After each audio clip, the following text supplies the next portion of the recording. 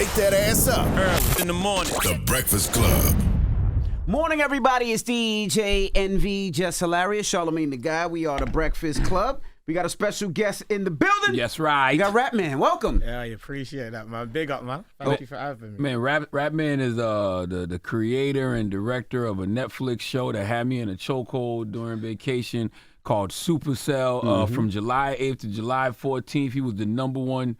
No, you were the most watched show on Netflix. That's it's been right. 2 weeks at number one. 2 weeks, not number one. Yeah, 7.1 Congrats. million views. How that feel, my brother? Hey, no, it felt humbling, man. But it felt good. I ain't gonna lie, I put a big smile on my face. You know? How are you this morning? Hey, bro, I'm on Breakfast Club with you and Envy. I'm feeling like I've made it right now. You know? So I'm good this morning, you know. Coming from London, like these type of rooms here, we can only see it on YouTube. You know, we see these rooms on YouTube. We don't get into these rooms, so I'm not even going to sit here in front like this is a minor. I'm here like, yeah, I'm on Breakfast Club. So I'm feeling good, That's man. what it is. I'm Let's having start, it good. let's start from the Feel beginning. that way, brother. Who is Rapman? Where did Rapman come from? Because you started off as a rapper. Let's go through the career for people that don't know who Rapman is. Well, I was just like every other guy in South London trying to rap. Yeah, but them days, our UK rap scene was it weren't where it is now. So we're trying to sound like Big, we're trying to sound like Jay and Pac. So we're rapping with the accent them days. And there was another form of music called garage and grime. But I love rap so much, I was always rapping with the American accent. So I got the nickname Rapman from a young age. So my thing is, though, I was the type of person that would love, give me the loot on the album and expect to see the music video to that, but that video never come out. I would listen to Jay's album and expect to see the video for a week ago and it would never come out. And I was like, why do they never do the music videos to the story You songs, want videos man? to everything. No, but I like the story the songs. You know storyline. the ones, that was Yeah, my yeah. thing. But Like, they I got never, a story to tell. Yeah, That'd but be there's dope. never the visuals. So I said, when I start rapping, I'm going to do the visuals to then make them like short films. So when I started doing music, I started doing these short films. They were like musically narrated short videos, man. And I was doing it for years for fun for people in my neighborhood. And it just started growing and growing and growing until I done one called Shiro's Story that went viral all through the UK. Landed in my boy James Samuel's hands, who would then put it in Jay-Z's hands and Ty-Ty's hands. And then next thing you know, I'm meeting Jay-Z and Ty-Ty, and they signed me to Rock Nation. And they said, what do you want to do now that you're with us? I said, Sounds you at Rock Nation as a rapper at the time. Nah. They saw the vision as a filmmaker. Got you. So I'm with them as a filmmaker. So and they just said, what do you want to do? So I got a TV show, man. I got an idea for a TV show. Like, they're like, cool. It wasn't Supacell. It was another show. So they took me out to LA. And I pitched it everywhere. Every studio you can think of, FX, Hulu, Amazon. No one wanted it. But Netflix said, yeah, we love it. But because it's set in the UK, you got to go back to the UK and pitch it down there. So I went back to the UK, pitched the show. She didn't want it. But she said she's a big fan. Let's keep in touch. That didn't mean that to me. I felt like, okay, I failed. Didn't work. Now, is that the night that they wanted to take you to dinner and you said, I want to go to the most expensive restaurant in We're London? getting to that. I'm going to fast forward. I'll take too much time. So anyway, I moved on with my life and I wrote a movie called Blue Story. Done really well in the UK. But before it came out, there was a big marketing campaign on it. So Netflix said, look, we want to take you out. I'm like, yo, I'm going to rinse this. So I picked the most expensive restaurant I could find. And I went there and I was just eating that free food, man. And then in between the food, they told me it was a general. So I'm just there eating, but they kept on asking me questions like, what do you want to do next? I was like, I don't know. I want to see what the film does. But have you got any ideas for a show? I said, I got one idea. And who was this with, Netflix or Rock Nation? No, this is Netflix at this point. Okay. So I gave them some idea and they said, oh, that's all right. And they said, you got anything else? I was like, right, this is one of those meetings. I thought I just came to eat a food and catch up. So with the food still in my mouth, I said, look, I got this idea about people from my part of London, South London, and they get powers. But it ain't like your Cape, spandex. These people are going for real things. And they went quiet. And I looked up, it looked like ka-ching. It's like there was dollar signs in their eyes. So I said, okay, so you don't like that one. And they just want me to develop it from there. And then fast forward 4 years. I don't believe that. You're not gonna make me believe that you sat down with somebody and told them you wanted to make an all-black show with people with sickle cell superpowers and it's science fiction, bro. And they got it. I don't think anyone else would have made it. It might have helped that the head of UK Netflix does look like me and you. Okay. So that might have helped. Mm-hmm. But I think it was such to the point that the UK's never had anything like it. So it was just like, it could really go left or this could really work. And I think she was ready to take that chance, man. Now, I don't want to give too much away from Supacell, but I do got a lot of questions because I really did enjoy the show. You know what was so crazy? My wife turned it on, and like we was on vacation, so I'm laying in bed, and my wife goes, "Oh, look at Cuppy," and so I open my eyes, Big up Cuppy. and I go, "Oh, that's Cuppy." I said, "Cuppy's on this show," so that's what really made me start watching. That's dope. That's good. Well, from episode definitely have to 1. big up Cuppy on that. That's nice. Yeah, she reached out years ago and just said she wants to work with me, and I said, obviously she's not an actress, but I said I might have something for you, and she came off the plane from where she was out of the country just to do that scene. Man, you know what's so funny? I text her, right? And I go, "Yo," I said, "We sitting there, we on vacation, we watching this show. I just saw you on it." And she texts back and she was like, "Oh, that's love." She was like, "Man, Rapman is amazing." And I'm like, "That's not the name of the show." Like, the name of the show is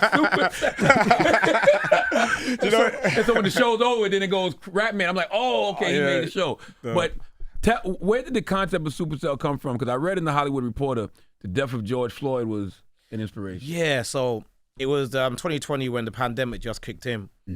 And George Floyd got murdered, obviously, as you know. And obviously, you know how it felt over here, obviously. But that you weren't alone in that feeling. But in the UK and probably the rest of the world, we just felt like it's just one step too far now. It's just too much. And a lot of people, like artists and creators, were going into central London to protest, peaceful protest. And I was like, is this the best way I can use my platform to make this, to uplift black people? Because it was just a sad time in London at that time. Like, and I didn't know how long TV takes. So I figured, you know what, if I write this TV show now, it could probably be out by the end of the year, and blacks will feel like we're superpowers. So that's when I started writing it. So I started writing it motivated by George Floyd, and then I wanted a superpower that came from something real. And sickle cell to me was always something I never understood. That why is there a disease that genuinely puts dark skin tones in a weak position of weakness? I never understood that. So I said, nah, man, I need to spin this on his head. Because another thing, you walk into a room with 10 people, and if you ask them about sickle cell, if more than 3 people put their hand up, you're in a great room. Because most people don't know nothing about it. And that's even our own community. They pretend like they do, but a lot of people don't know nothing about it. So I said, how can I make this a thing of power? How can I raise awareness? And I just figured, you know what, if there's something that can make us weak, there must be something that can make us strong. And as a parent, if I was having to live with sickle cell, that would make me weak and tired and hurt and pain, but it would make my kid extraordinary, I'll take that deal. Why sickle cell in particular, though? Like, I knew one girl, and every time, like, she wouldn't come into college, and I always like, why are you never turning up? She's like, oh, I got sickle cell. And she was every 2 weeks, she'll be in hospital. And she showed me, like, a whole bag of her blood transfusion. This was, like, a massive. You said, you're taking this amount of blood every 2 weeks. And it was crazy to me. And I ended up going down the rabbit hole about it, trying to figure out where it came from. And there's no real answers. But it was the only fact is it predominantly affects darker skin.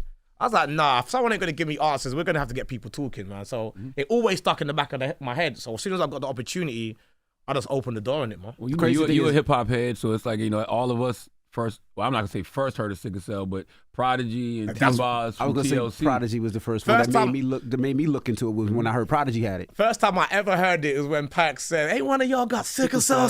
That was sickle cell. Like, and that's the first time I ever heard the word. And then I started realizing that T-Boz had it. And they did a record together, Prodigy and T-Boz. I think it was called "Never Feel My Pain." Oh, I never knew. You remember that record? It was a record about them having That's crazy. I never knew that. Maybe they were supposed to do it. I don't know. Oh, no, Prodigy did the song, and I think T-Boz was supposed to be on it, but she didn't get on the hook or something like that. That would have been dope. Yeah, that's what it was. And I was watching you on the Winners Talking podcast. And big up Winners Talk. And you was talking about how sometimes, especially when they do films in London, it doesn't translate to the U.S., and you really wanted something to translate to the U.S. Why was that so important to you?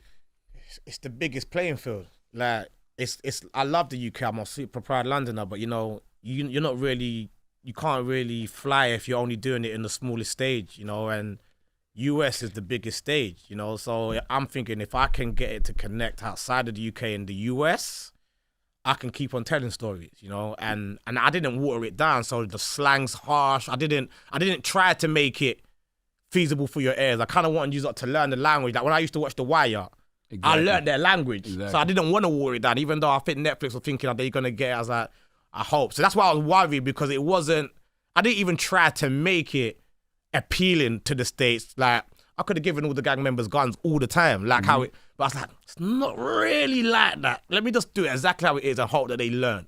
So yeah, man, I feel like I want to swim in the biggest pond, innit? So. That's what I love about it, right? Because I want to know your world. I know the street world over here. It's the same reason I like Top Boy. Yeah. I wanted to ask you, about something like Top Boy. It was a great show, but it didn't really get success until later. So why do you think Supacell popped off so fast?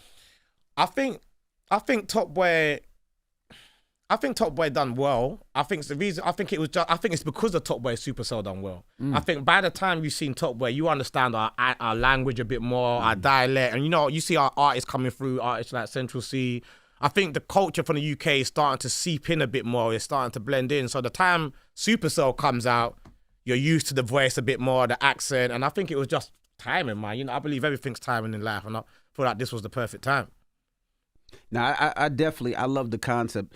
So you basically came up with the concept eating, so it wasn't something that you pre-thought. This was like you just eating and shitting and just like, I'm just gonna throw shit on the wall, see what sticks. No, it weren't that deep. Before that conversation with Netflix, I was doing promotion for my movie, and one of the cast members asked me on camera, "What are you gonna do next? You just gonna keep on doing the hood stuff?" I said, "Yeah, maybe, but I want to flip on his head and do it about people with powers." And that's the first time I ever spoke it, but I had no concept of what it would be.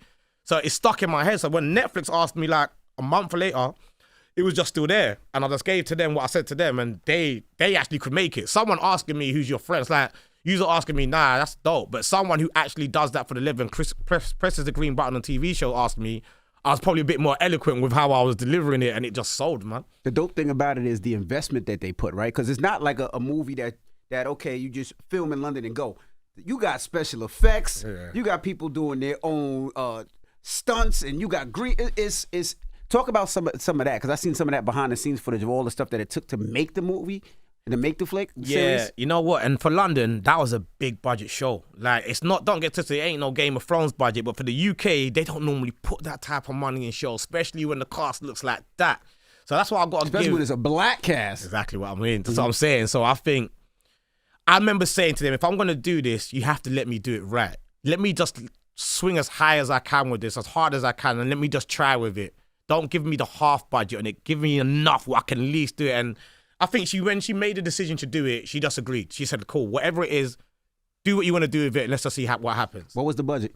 I can't. I actually can't. I can tell you off camera. I can't tell you that. Is it real knives or fake knives?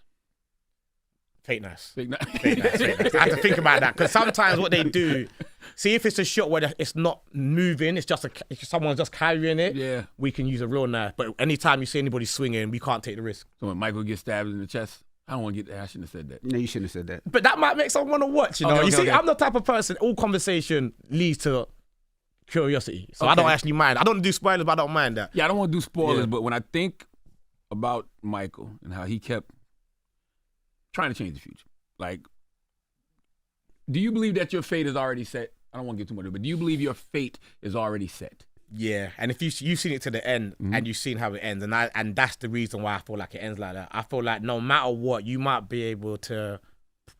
I don't want to say too much, but I do believe that. Yeah, that's to answer your question without spoiling. I think the answer is yes. I do believe that what's meant to be will be, but I still feel like you still have to push for the direction you want to go. Like I believed one day I'll be sitting here with people like yourself and doing what I'm doing with Netflix.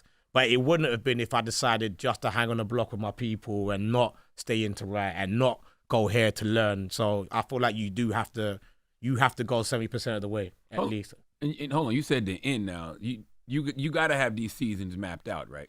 Because it can't end the way it ends. I've got a 3-season story in my head. Okay. Yeah, so I've got a 3-season story in my head. Not saying it can't go further, but I've got 3 seasons where I know where it goes. Because I need to know why this is happening. Why are these people getting snatched up?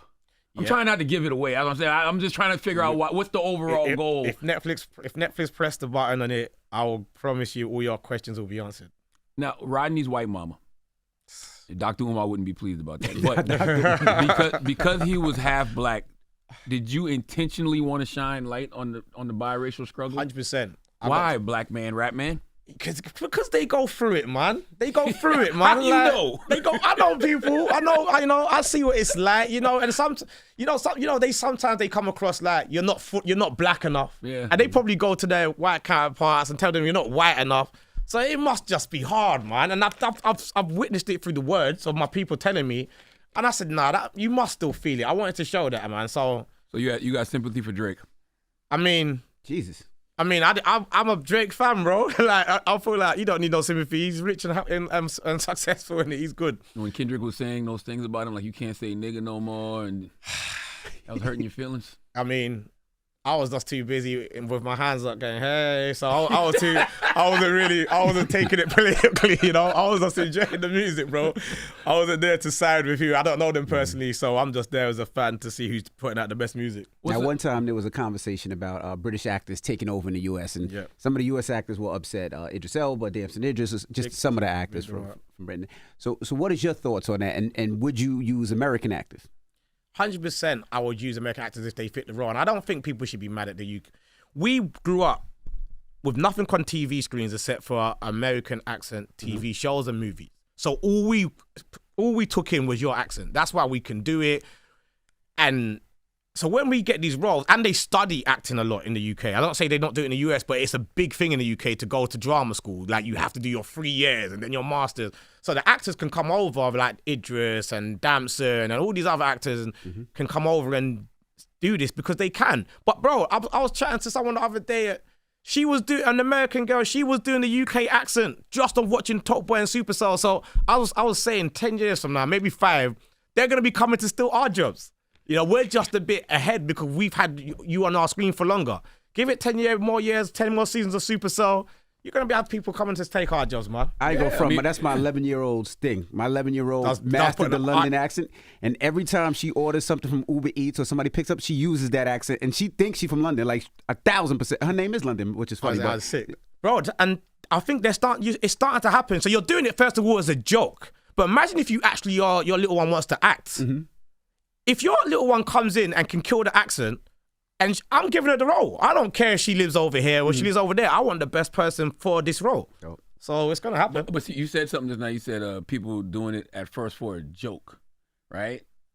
That's what Kendrick was mad at Drake about. But Drake raps in his Canadian accent, right? Don't you feel? Oh, he does the London. Yeah, but the London swang, I don't know if people know it, but they see the London swang and the Canadian swang, they're basically the same. Yeah. We use the same slang. Why do you think that is? I never to this day, I don't know why. And I didn't know it until I used to think, why is Drake talking like us?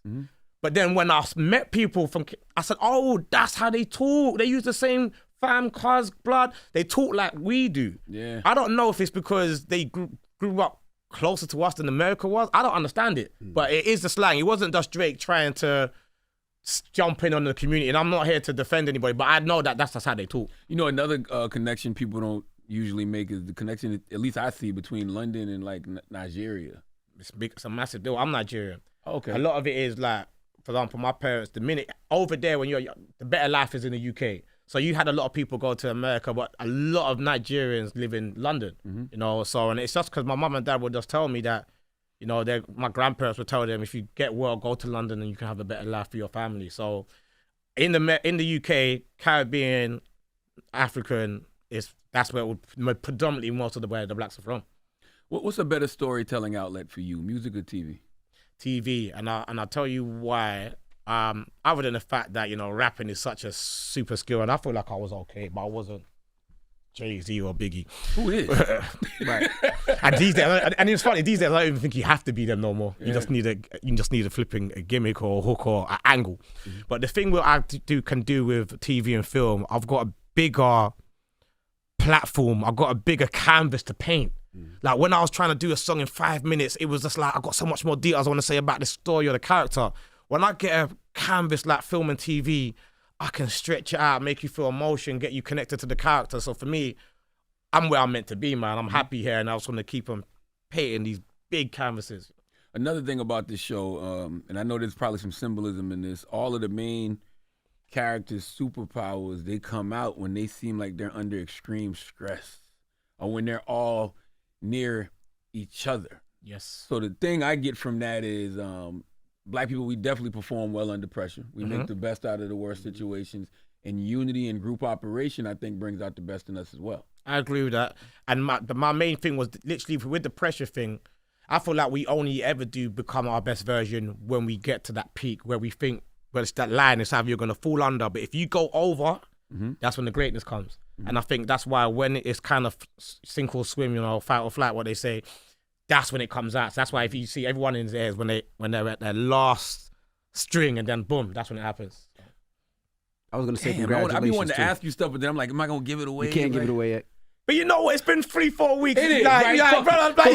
People are hearing have you watched it yet? more and more now. I haven't seen the whole thing, so people are hearing more and more. Yeah, that's about true. it now. It's true. Because I caught on when I heard somebody else be like, yo, you got to watch it. I'm like, all right, I'll watch it. All right, no, I Because some of appreciate the international movies, I'm like, am I going to be cool with the accent at first? And I'm like, nah, you could get it. You know what I mean? No, that's fair enough. That's fair enough. And it's true, we do want it to carry on. The good thing with shows like this, there's like a 90-day window to get into the top viewed of all time. And I don't know if we're heading for that or not because it's, you need to have like 90 million views. We're on like 25, which is crazy for a UK show. But basically, Netflix do monitor it over 3-4 months. So it's not like a music, you release an album and you've got like the first opening week to really decide if it's a hit or not. It don't work like that at Netflix. So I don't want to spoil too much, but enough to get people to want to watch. There's people with the Supacell collecting other people with the Supacell, right? Yes. But they're collecting them on behalf of white people. Yep. I knew that you could look at that. It's funny. I saw big up Vince Staple. I never met him, but I saw him tweet, yo, those super coons had me shocked. That was crazy. I was laughing out loud. Like, I couldn't believe it. But you know what the thing is? I literally was laughing out loud when I saw that tweet. But the thing with that, it's funny because I've only ever been asked about this on one other interview. We are the talent. We are the culture. We are the heart. We bring the energy. We bring the vibe. But do we not dance for the people, for the other side? Absolutely. And it's just, you can't escape it. I don't know if it's because where we are based, we are not the majority. That's right. But where we are and where we are shining, no matter how great we are, like, I don't want to start blowing everything up, but you should really, do you own this place? Do you own, you know what I'm saying? Like, you. When I think of this, I think of you guys. You have the power, but I don't know how much power you got, but I'm assuming there's always someone on top who, Charlamagne, you can't do that. Or Envy, that's a bit much. I've never gotten that in 14 years.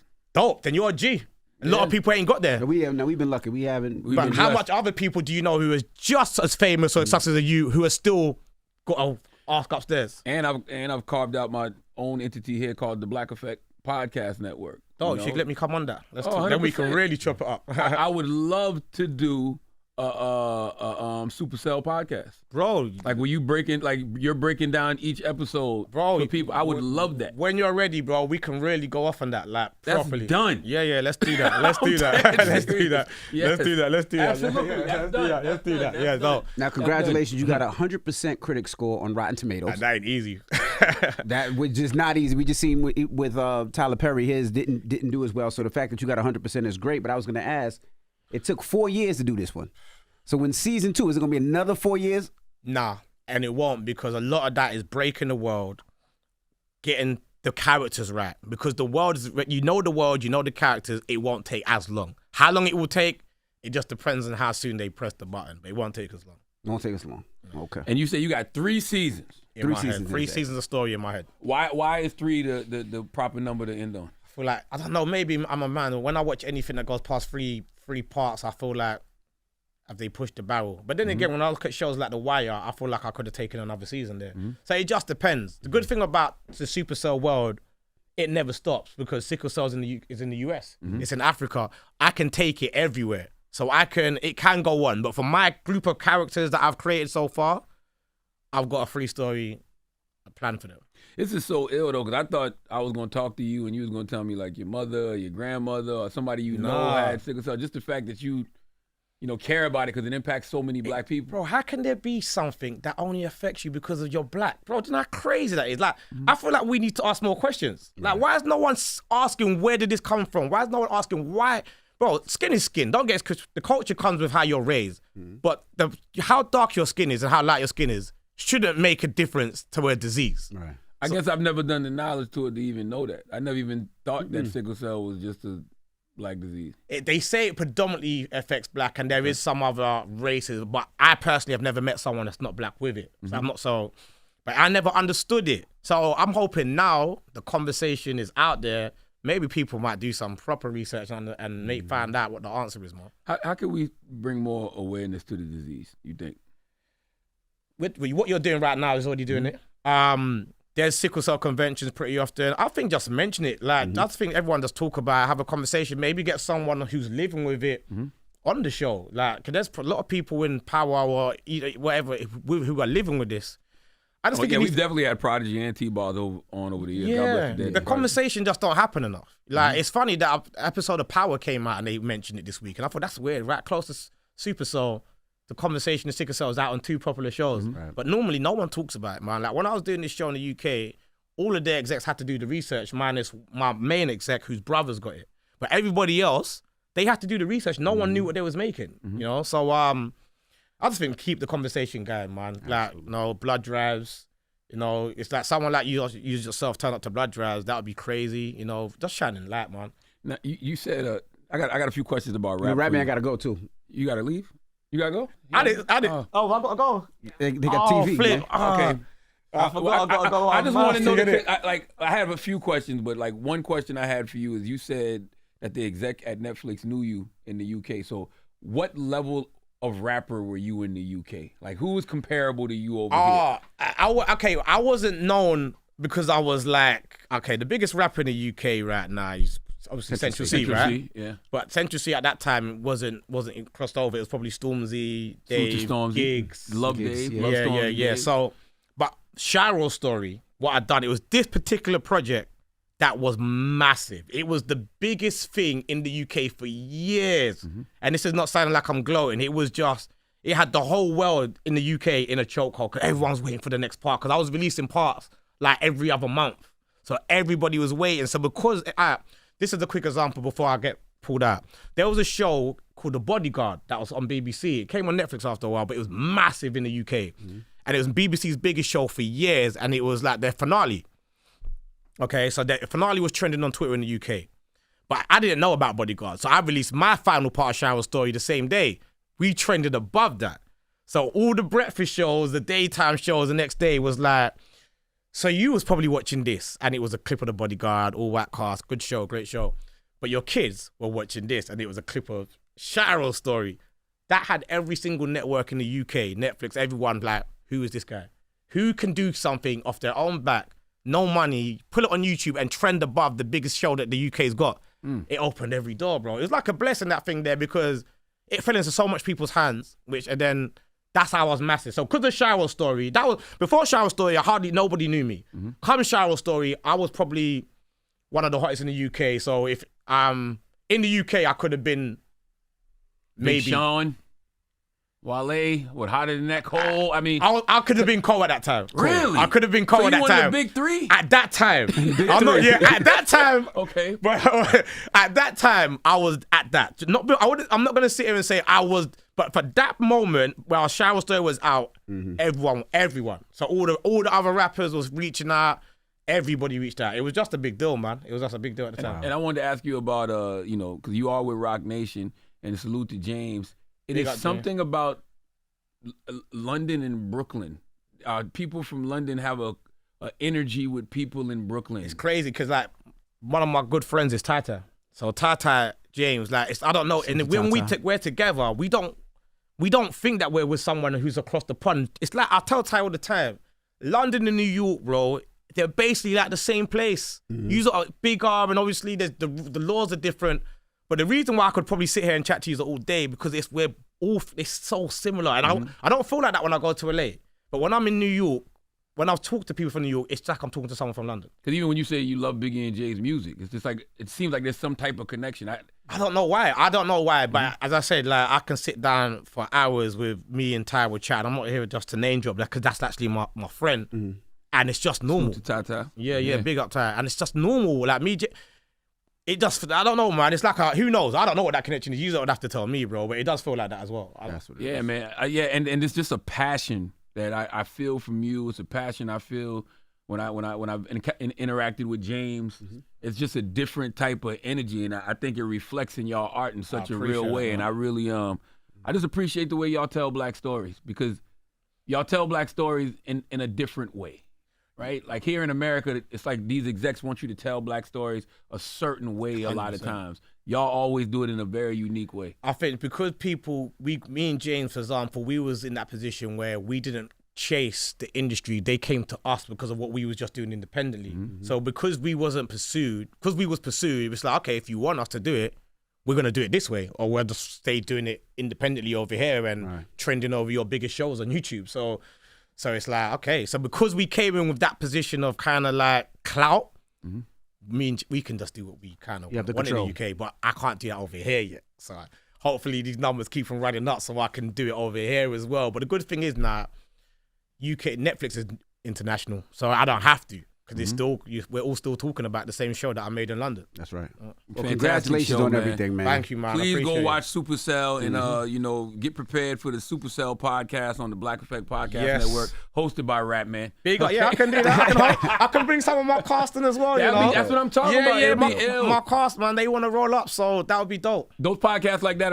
are big over here. Like, anything to push the narrative. As I said, I'm fans of you guys and what you have achieved with this. This was like an outlet for the black culture across the world, because there's so many other things now, but we've been seeing this for decades, bro. Almost 15 years. Yeah, and we know that this is where it began. So, bro, anything I can do to be a part of it, I'm honored, man. Let's do it. There you have it.